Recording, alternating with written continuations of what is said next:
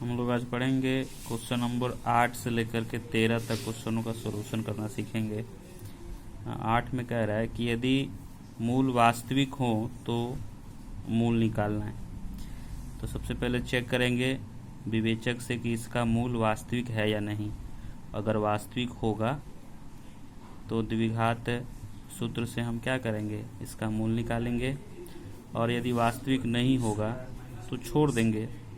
आइए विवेचक पहले निकालते हैं, जिससे पता चलेगा कि मूल वास्तविक होगा कि नहीं होगा।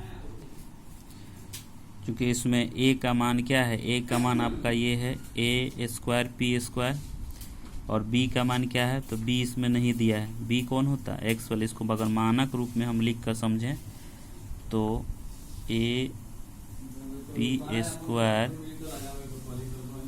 Plus 0 × x minus q²। देखिए अगर मानक रूप में हम अगर लिखें तो a के जगह पर ये दोनों है, b के जगह पर 0 और c के जगह पर माइनस q²। आइए सजाते हैं। 0 का स्क्वायर a के जगह पर a² p² इंटू c के जगह पर क्या है, माइनस q²।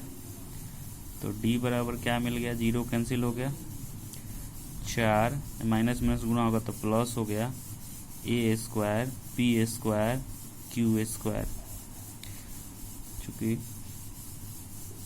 देखिए यहाँ पर 4 प्लस में है, ये तीनों a p और q तीनों क्या है, स्क्वायर के रूप में है।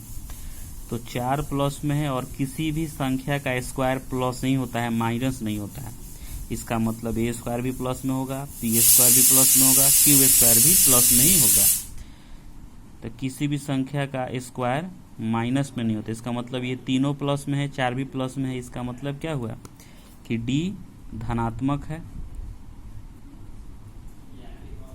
क्या ये, चूंकि वर्ग धनात्मक होता है। वर्ग क्या होता है, धनात्मक होता है।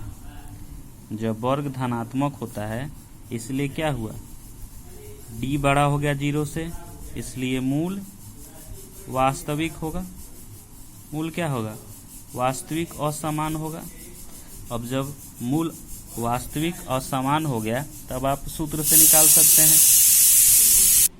यहाँ से मान रखते हैं b का मान क्या है, तो 0 है, और b² - 4ac का मान यहाँ पर निकाले हुए हैं। देखिए b² - 4ac का मान कितना निकाले हैं, डायरेक्ट रख देते हैं। 4a² p² q² बटा 2a।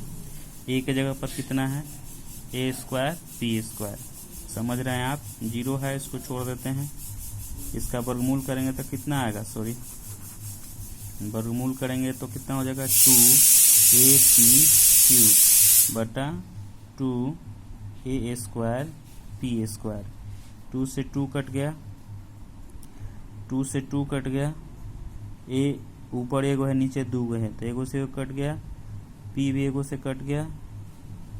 अब बच गया, उसको लिख देते हैं x = प्लस माइनस, है ना, प्लस माइनस, ऊपर क्या बच गया है, केवल q, और नीचे क्या बच गया, a p, यानी x का मान हो गया plus minus q a p। अब बना सकते हैं, इस तरह से मूल भी निकल गया। यहाँ देखिए p के किन मानों के लिए इसका मूल बराबर होगा। देखिए चूंकि मूल बराबर होगा, यदि d बराबर 0 तभी ना मूल बराबर होता है। d का मान कितना होता है, b² - 4ac बराबर 0। b का मान यहाँ से रखिए। देखिए इसमें b कितना है, -5 है, -5 का स्क्वायर कीजिए। a का मान कितना है, a का मान p है। c का मान कितना है, 3 है। c का मान कितना है, 3 है, बराबर 0। हल कीजिए इसको। आप -5 का स्क्वायर करें तो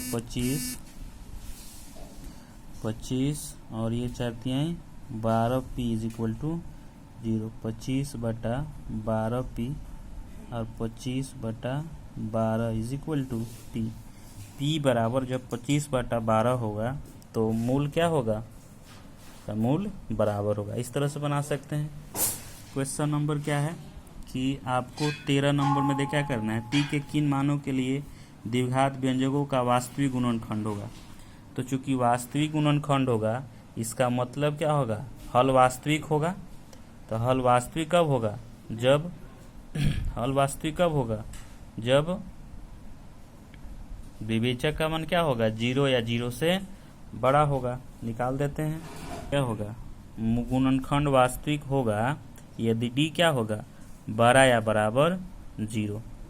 तो आपको क्या दिया है, देखिए 8 का एक क्वेश्चन है ये वाला, समझते हैं इस पर। डी का मान लिखिए b² माइनस 4ac बड़ा या बराबर 0। इसमें मान रखिए b का मान कितना है, -1 का स्क्वायर, 4 का मान की 4, a का मान 4, c का मान p बड़ा या बराबर 0। 1 माइनस 16p बड़ा या बराबर 0। 16p को उधर भेजते हैं, 16p माइनस था तो प्लस हो गया, और 1/16 बड़ा या बराबर p। इस बटा बन गया, जब p के जगह पर 1/16 से बड़ा या बराबर होगा, तब आपका इसका गुणनखंड क्या होगा, वास्तविक होगा। समझ गए हैं। एक और क्वेश्चन देख लेते हैं। यहाँ पर सिद्ध करना है 10 नंबर, a + b = 0 नहीं है, तो इसका मूल वास्तविक होगा। तो मूल वास्तविक कब होता है, जब d का मान 0 या बड़ा होता है। देखिए यहाँ पर सब कुछ, d का मान 0 से बड़ा या बराबर, b का मान रख दिया गया है। b का मान कितना है, b का मान a है, तो a रख दिए हैं। उसके बाद यहाँ पर से जाते हैं a² माइनस, ये माइनस में यहाँ माइनस से गुना हो जाएगा, तो प्लस 4ab प्लस 4b²। अब बड़ा या बराबर 0। देखिए तो एक फॉर्मूला है a + b के होल स्क्वायर के रूप में, यानी किसके बराबर है ये, तो a + 2b का होल स्क्वायर। देखिए a + 2b का होल स्क्वायर, तो किसी भी संख्या का स्क्वायर धनात्मक होता है। इसका मतलब या 0 से बड़ा ही होगा, क्योंकि वर्ग के रूप में है, इसलिए 0 से क्या होगा, ये धनात्मक होगा, तो 0 से बड़ा होगा। तो जब 0 से बड़ा होगा, इसलिए क्या होगा, मूल वास्तविक होगा। सिद्ध हो गया ना, इससे सिद्ध होता है, लिख देंगे। अतः मूल वास्तविक होगा। ठीक है, इस तरह से बनाएंगे।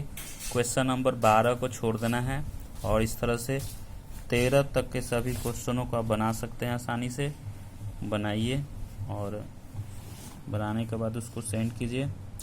Thank you.